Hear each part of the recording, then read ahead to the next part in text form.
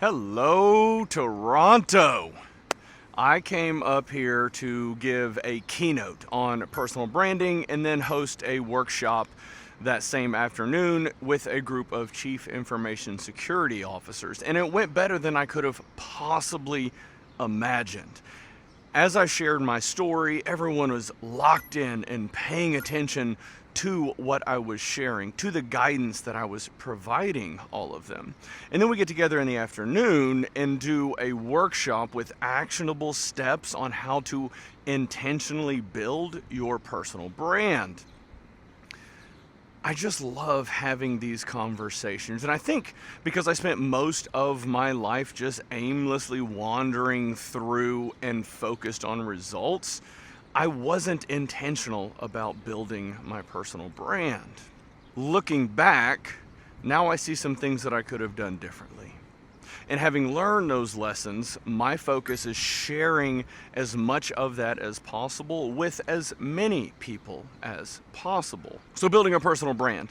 This is a big miss that I see a lot of people struggling with because they think, all right, now we're in this world of social media. I've got to blast content as much as possible. Let me use AI to have impact at scale. And they lose their voice in the process. And one of the things that I was sharing with everybody the other day was we need to focus on results first.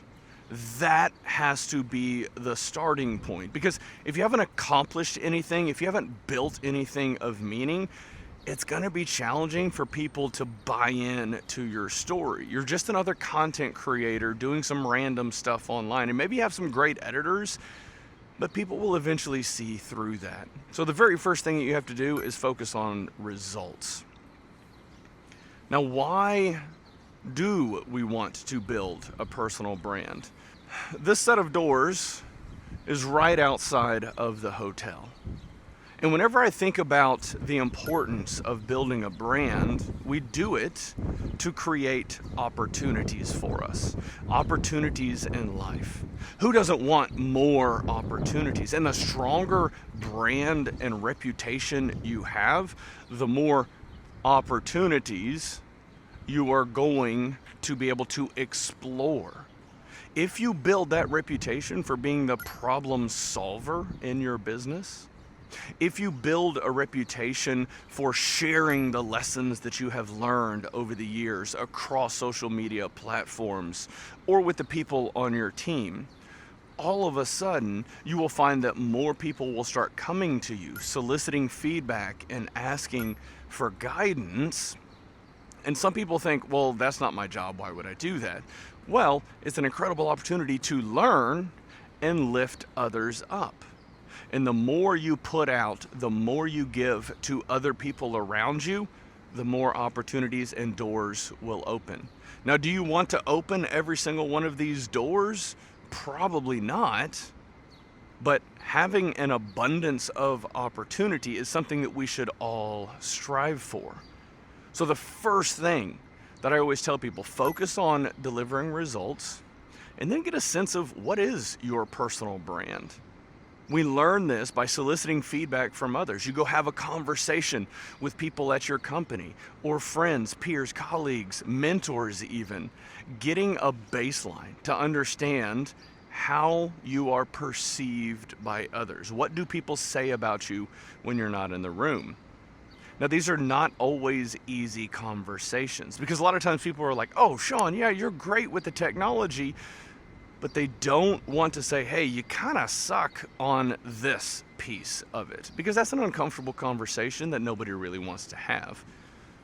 But if you trust the people and if they trust you and you're vulnerable and say, hey, I really want to grow. I want to learn. I want to level up. And the only way for me to do that is if I know what my blind spots are at. Would you feel comfortable sharing some feedback with me? And when they do, you listen. You listen to the things that they say, and then you make note.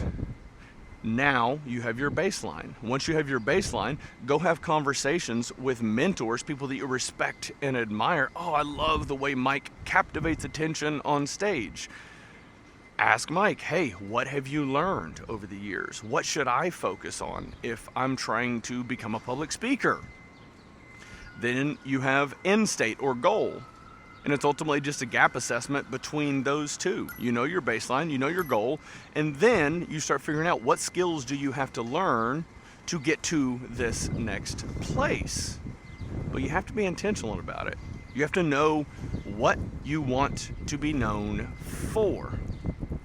Once you figure that out, once you start executing on a long enough time horizon, you will no longer be Sean the IT guy. You will eventually be Sean the leadership guy.